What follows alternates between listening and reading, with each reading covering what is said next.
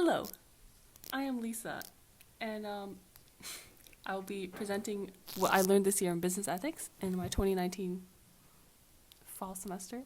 So, for this project, I'm going to be having a little interview/chat with my friend Stephanie. Hi.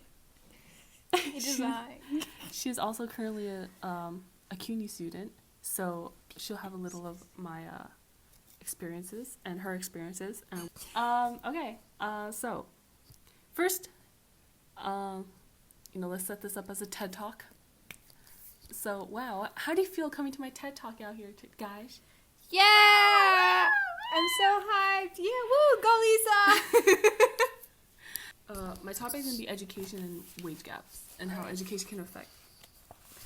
In your experience, do you think it's relatively easy to jump from one income level to a different income level? In my personal experience, I have yet to answer that question, but I assume that maybe, depending on your job, if you get like a high-paid job, even though you're from a low-income community. Okay, how about this? In your experience, do you consider yourself to be middle class? Yeah, we're around middle class. Okay, because according to this article and Vox, from Vox.com, 2017, 9/11. I'm crying. That's 9/11. That's not 9/11, it's 2019. But then it was updated September 12th. So it was created September 11th. Anyway, so interestingly, the social classes that Americans identify with by household income, a majority of people who are actually upper or middle class, they view themselves as middle. Like people who make around 50 to 150K, they very commonly say, oh, I view myself as middle or upper middle, even though they're vastly superior in terms of income. So in short, a lot of people just don't really know how greatly disadvantaged or advantaged they are. Oh, wow. In your opinion, what do you view as an ideal distribution of wealth? Okay, so you would imagine some kind of inequality, right?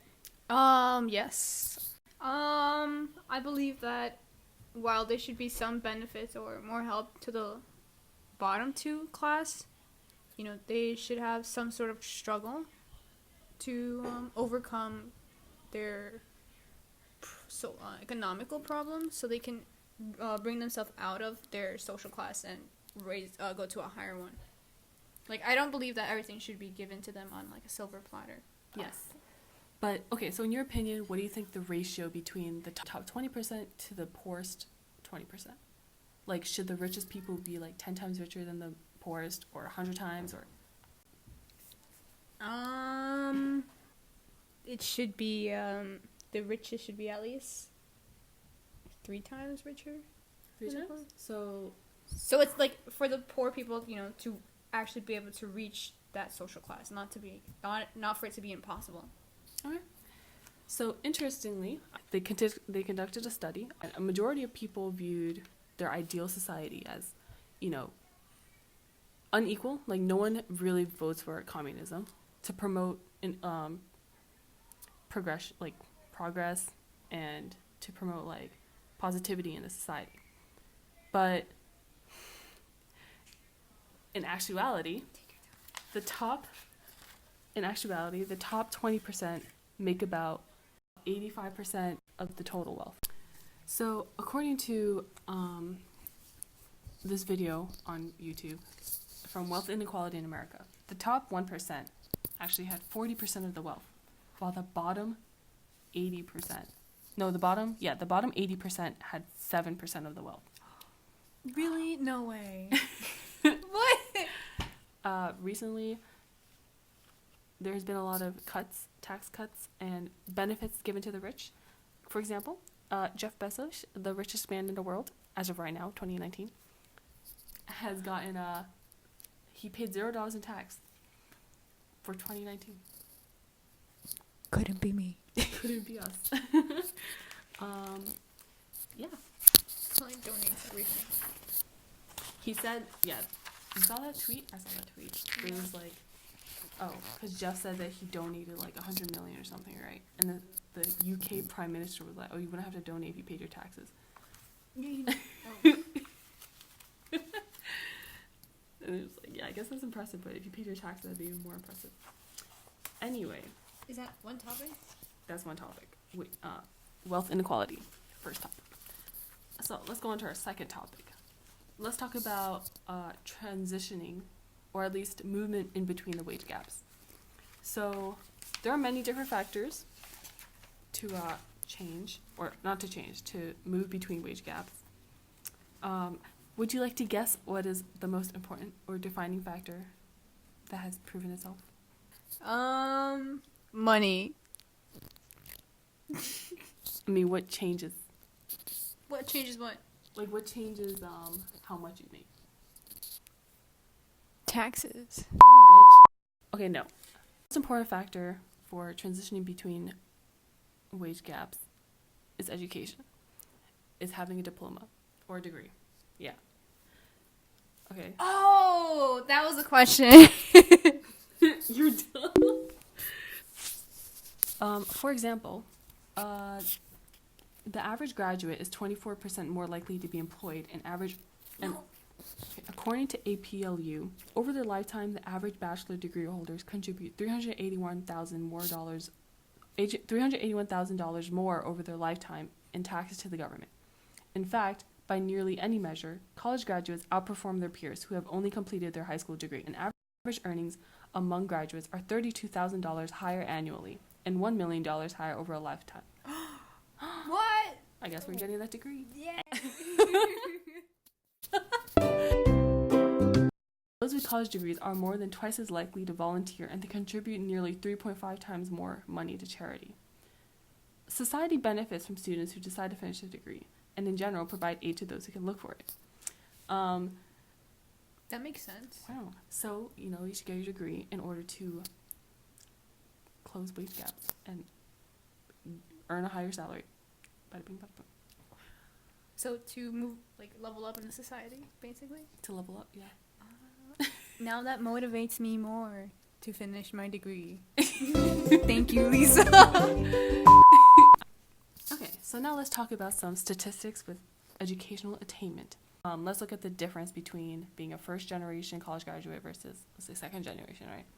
The data from the Brookings Institution shows that your educational attainment is largely dependent on how much education your parents had. So, for example, poor kids are less likely to earn a high school diploma than their richer peers. That translates in college, where richer peers will also tend to obtain a college degree. The richest quarter of students tend to enroll in college at 80% of 80% of the richest quarter of students tend to enroll in college, while in the poorest quarter, 29% of the poorest quarter. Yeah, 29% of the poorest quarter of students enroll in colleges. Enroll in college. So that's what is that? 71% of students in the poorer quartile don't bother in earning a college degree. Yeah. So in terms of completion rates, only 9% of the poorest quarter students graduate, while 54% of the richest quarter students graduate. That's pretty low. Wow, you don't say. But it's from people born. This is from 1982. Yes, this data's late, I know. But we don't have any newer data, so we're just going to ignore that and continue. So on to our fourth topic. Let's talk a little bit about what schools actually seem to be looking for and why it seems to be favoring the richer students. Ignoring the fact of, donations and, That's what I was going to say. bribery. Wow. Let's just act like those don't happen in the world, right? But what about the scenario with the actress from Full House? First, let's talk a little bit about that richer students do have an advantage, right? They will have parents who are doing well. They'll have parents that are supportive of them and can financially support them in case they fail. So, for example, they have a cushion, right? They have a cushion. Like the one from Lori. Lori from Full House. But that's not what I was going to talk about. So, what do colleges seem to be looking for, right?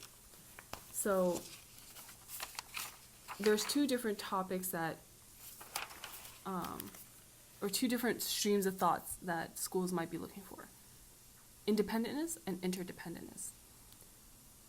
So out of a little like survey that they gave to students, they asked poor students, like people who came from a lower class versus higher class, about why they were continuing, why they wanted a degree. So the amount of students that had an interdependent reason was at least triple those that were of the higher class. The lower class tended to, focus more about they wanted to help their family when they get out of college. They want to provide a better life for their children. They want to give back to the community, or they want to show that people can do well with their background. They want to be a role model or bring honor to the family. Versus the richer class, who tend to have independent reasons for attending college. They want, for example, they would say they want to expand their knowledge of the world, or they want to expand their understanding. They want to explore their own interests, and they want to become an independent thinker and explore their own potential and dreams. So no financial reasoning for the higher class. Yeah, so for the higher class, when they enter college, they already have an idea that they're working for themselves, while the lower class people tended to think that they want this degree for the purpose of benefiting those around them. It's a subtle thing in your upbringing that kind of defines why or where you came from a background. So your motives. Motives? Of education? Or in general? Yeah, in general. What are the risks? Here, I'll ask that. What are the risks of going to college besides failing, of course, or being kicked out, dismissed? Wow. Okay. Well, thank you for asking such a deep, insightful question, audience member number 1.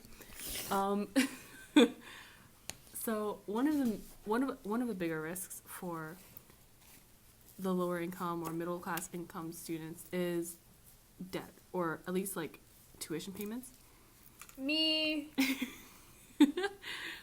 So, according to Woodruff, according to Business Insider, from Is Public or Private College a Better Investment by Mandy Woodruff. Woodruff says that for the 2010 to 2011 school year, 57% of public four-year college students graduate with student loan debt. One of them is me. So, according to the College Board, you can tell I'm sick. An average of $23,800. And crying. And but private school students are worse off, with about 2/3 of alumnus leaving school nearly with $30,000 in debt. What? That's so much, bro. That's like one tuition of one semester in NYU. Couldn't be us because we go to CUNY, but so not only were the prices lower in public schools, but so were the rates of debt among students. So, in my opinion, I don't understand why anyone would go to a private college in Teachers terms of are financial, in terms of financial reasons. But so to conclude our little TED Talk, it is very beneficial to attend college, or at least to try to go for a degree, because it increases your chances of movement between wealth gaps. Yeah, what a great TED Talk. Oh my god, thanks. Oh my god. So, yeah, what's your opinion, Stephanie? Very insightful conversation. Thank you. Mm-hmm. I definitely understand why it's important to continue and finish college compared to what I had thought before. I do not want to be a statistic. That's impossible, but okay. Thank you so much, Lisa. Wow.